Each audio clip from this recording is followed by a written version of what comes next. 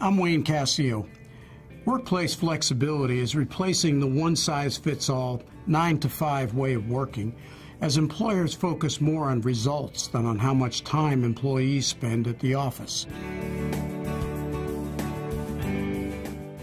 To understand what's driving this trend, consider some key changes. Generation Y, born between 1979 and 1994, and 70 million strong in the United States, will comprise fully half of the global workforce by 2014. Generation X, born 1965 to 1978, and baby boomers, born 1946 to 1964, will fill out most of the other half. Fully 89% of Gen Y and 79% of Gen X say that flexible work arrangements and the opportunity to give back to society trump the sheer size of the pay package. A majority of employees of all generations feel that they do not have enough time for important aspects of their personal lives.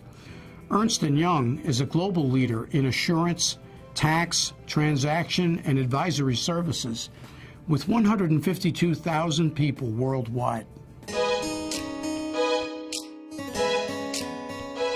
I think the business case, again, was first around retaining talent. Whatever firm has the best talent wins in our space. And so attracting and retaining the best talent is a critical business imperative. There's also another really big dimension of this, and that is when you think about needing to have an inclusive culture. The workers of tomorrow are going to be much more diverse around gender, ethnicity, religion, nationality, sexual orientation, you name it. And there is a scary truth about really diverse teams. They don't always perform, rarely perform probably, in the middle of the pack. They're either off the charts great or they're horrible. And it comes down to, do you have a culture that is embracing all these differences and bringing all the ideas from everybody into the center, onto the table, into the team?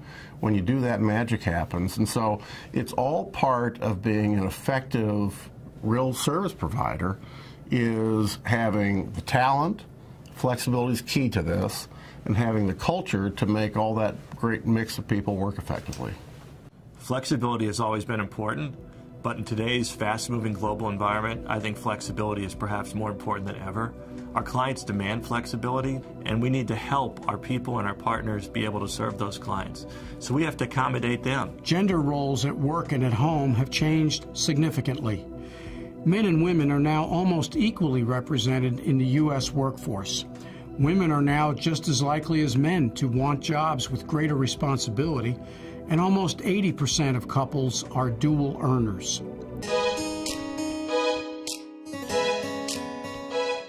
About 26 years ago, long before flexibility was cool, I come home in the middle of our busy season, and my wife says to me, I think our then 2-year-old would really benefit from this thing called Gymboree or something like that, these baby toddler classes.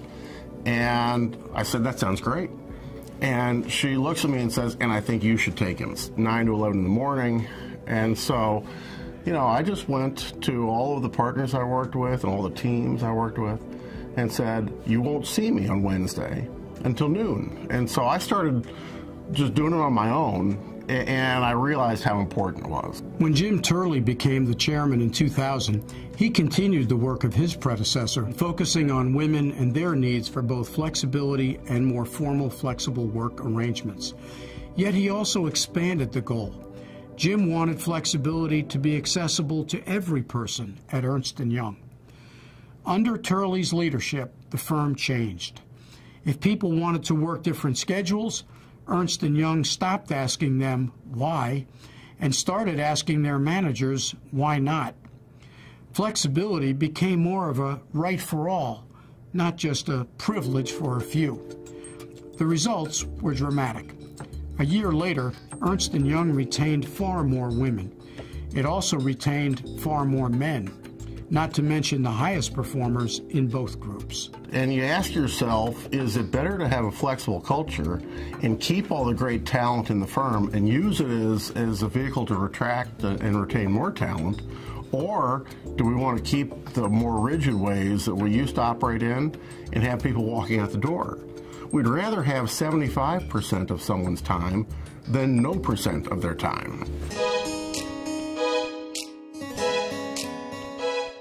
Ernst & Young provides us with laptops. All employees have laptops. And also we have the ability to choose between a BlackBerry, an iPhone, things of that nature. So we can really work on the go and work at our own pace wherever we can and wherever we need to. It has enabled us to get big groups of people together without having the excessive cost of travel, but also without the burden of that schedule to our people. So by providing video conferencing, we can have a meeting with Japan, Germany, USA, Australia.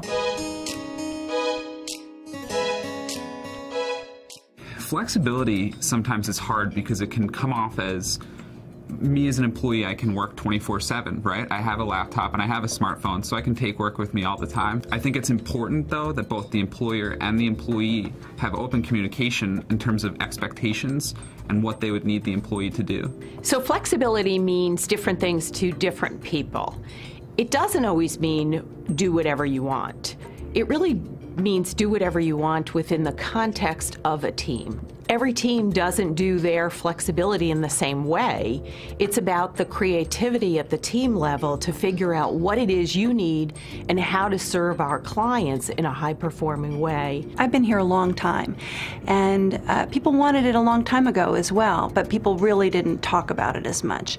Now you'd find that even our partners talk about it in addition to staff as to wanting to make sure that their workload is manageable, that they can have full lives outside of work. I was recently in Brazil, and a manager on a very large account there was sharing with us that he really wanted to have a different type of flexibility for his staff. However, he wanted to stagger start and stop times because the standard commuting time is such a crunch. And he set up a plan, went to the partner, and he said, I would like to propose a new modern way of doing this engagement and a new way of working. And the partner said, to be honest, I'm just concerned. I don't think that it can work. We've always done it this way. I don't think it'll work. I think the client will be very unhappy.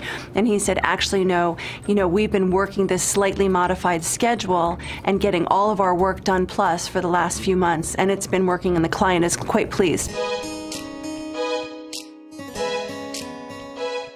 People that I know in high-performing jobs, they value flexibility very highly. I have 2 kids, and I do like my job, and my job requires travel and flexibility towards my clients. Therefore, the support that I get from my company is from utmost importance to me to make it work. I think I'm really fortunate that I work at Ernst & Young and they support my flexibility, but I have friends who hadn't that opportunity and they chose to leave their careers. I know there's a lot of fear around offering flexibility. There's a fear that the work won't get done. There's a fear that it won't get done in a high-quality way or it won't get done on a timely basis. But try it. If you want to try it in a small program like a pilot, that could work. But give it a try. Work with a high-performing team. More than 2,500 of its people have a formal, flexible work arrangement, and about 15% of those are men and 85% are women. For those on a flexible work arrangement, any employee who works more than 20 hours a week is eligible for full-time benefits. Of its 26,000 U.S. employees, more than 1,000 take parental leave each year, half of whom are men. I don't think I can manage going back to a standard schedule because my life is not on a standard schedule. I really think it's a great way of motivating people and keeping highly talented people in their career. I believe it really pays off by better quality service and deliverables to your client. Attracting and retaining talent is really critical at Ernst & Young. We find that providing the kind of flexibility that each person needs at whatever age or stage they are in their lives is really important. Flexibility is important to everyone. So it doesn't matter what your age is, it doesn't matter what level you are, it doesn't matter what situation you're in. Our business is still about having the best people, providing the best service to our clients. And to get those people, we have to remain flexible in order to allow them to do their job in a way that best fits their needs. And so we have to accommodate those needs and make sure that we're adapting to the flexibility they need in their daily life. I think one of the hardest things in implementing flexibility would be being able to trust employees. You want to be able to give those things to your employees, flexibility and respect and things of that nature, but those are all big things to give somebody. I have seen at Ernst & Young that the partners that I work with are really facilitating because they believe in it. Most of those partners have their own flexibility needs, and because of that they believe in it and they provide that flexibility to their teams. When it started, there were sort of the authorized or approved, reasons that flexibility might be needed, often, for our women, often child care, and then things like aging parent care, then things like, well, I want to train for a marathon, I want to be on a sports team, I'd love to go on a date. All these things came out, and people realized that we could accommodate life and still be high performance culture and serve our clients well. I think that there is an extra challenge with dual career couples because we both have our schedules and those schedules don't always align, and you still have the same kids that need to be fed and put to bed at the same time.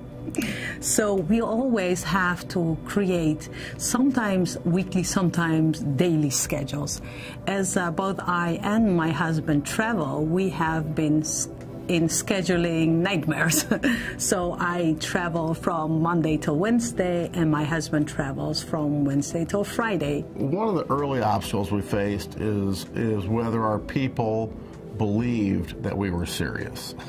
You have to actually believe it, as leaders, and be consistent in enforcing it. One of the things that we really fought and realized we had to convince people was the tone at the middle.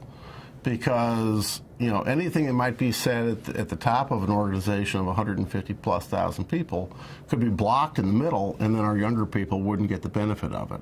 And so it was really a matter of getting everybody in the organization to think about this in the same way.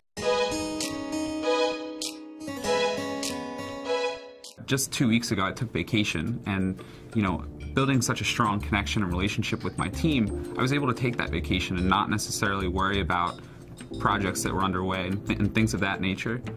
And actually last week, one of my managers had a baby, and so he's going to be out for the next 2 weeks, and so I've kind of served as the point of contact with clients. And I think because we've built such a strong team and a strong relationship, we've been able to achieve goals and achieve what is necessary. We vary our meeting times because it's not fair that one team always get up at 4 a.m. or one team always has to attend a meeting at 11 p.m. So we always rotate the meetings that one area gets a little more convenient. More than 200 Ernst & Young partners, principals, executive directors, and directors are currently on some form of flexible work arrangement.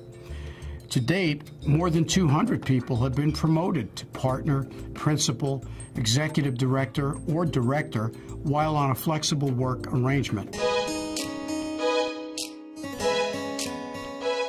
We just recently went through promotion cycles for the most highly ranked promotions in the firm to partner and principal and whatnot. And more of those people, women and men, were promoted even while on formal flexible work arrangements than has ever happened before. And so it's happening at all levels. Well, you have to model the behavior. I mean, if you're not, if the younger people think that this is all words and not actions, then it won't be successful.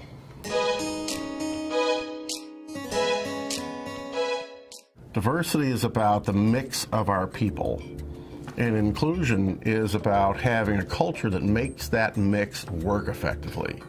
And so we think about it differently. We have different programs and initiatives on both dimensions, and we're accountants. We measure things, and so we hold people accountable.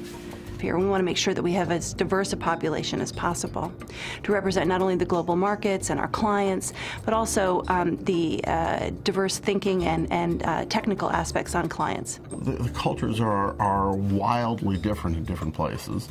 The cultures of flexibility are different. Laws are different. Social norms are different. What we have pushed all of our geographic business unit leaders to be is be the best in your culture. And so whatever you do, don't lag, because it's about talent, it's about winning, it's about having the right teams to face our clients, but not trying to force a Western culture or a U.S. culture in Riyadh or in China or in other places. It's be on the front foot everywhere, and then we hold them accountable. One of the things that's been interesting in our journey here is, we try to maintain a heavy dose of humility in this, because all companies are wrestling with the same thing. And we talk to others and learn from them the same way they learn from us, and so we're sharing ideas, and it's really important.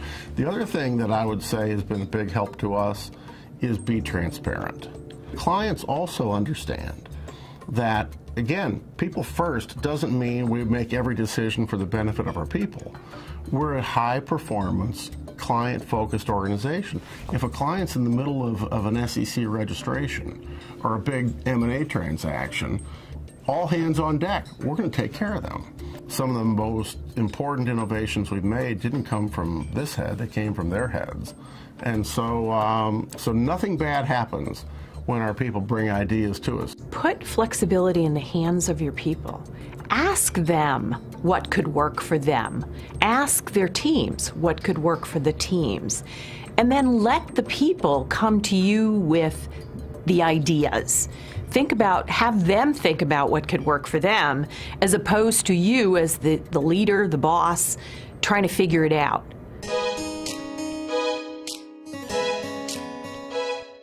I do think that it's the wave of the future to have to be able to work flexibly, because no matter what company or what industry you're in, people are being asked to do more with less. And given globalization and the 24/7 work environment, people need to be able to have that flexibility because they are more tethered to work. I believe for the workforce of the future that flexibility is both a competitive advantage and a competitive necessity. It certainly is for Ernst & Young. A flexible person can adapt or accommodate change. A flexible organization can change direction nimbly in order to capitalize on unexpected opportunities. A culture of flexibility supports both of those important outcomes. As we have seen, Ernst & Young is striving constantly to develop that kind of company culture in order to become an employer of choice. Based on its experience with both a culture of flexibility and a focus on more formal, flexible work arrangements, here are 5 lessons from Ernst & Young that any organization can use. 1. Flexibility is a two-way street. Yes, employees have to make their needs and concerns known to their managers, but managers need to let employees know that it's okay. They need to support them as they strive to find sensible solutions that work for the individual, his or her team, and the clients he or she serves. 2. As a leader, it's up to you to initiate a conversation to discuss how accessible and connected you want your team or direct reports to be. Staff members are unlikely to begin that conversation because they don't want you to misinterpret their question to mean, "I don't want to work hard," or "My career is not important to me." 3. Call a meeting or have a 30-minute conference call to develop a contract with your fellow team members or direct reports that addresses clients' expectations and deadlines, as well as team members' needs. 4. Encourage teams to use team calendars to track key personal appointments, commitments, client deadlines, and other flexibility needs. 5, as a leader, always remember that people will watch your behavior closely, perhaps more closely than you may expect. If your public perspective on flexibility is inconsistent with your actions, people will imitate what they see. Flexibility is neither an achievement nor a reward. It's a way of life. It does not mean working less, but it does mean working differently. Finding solutions that work for employees, organizations, and customers or clients is an ongoing challenge. Ernst & Young shows that it can be done, but that the journey has no finish line. To get started, all it takes is an open mind, a willingness to listen, and a commitment to follow through on creative ideas. Isn't it time to get on with the job?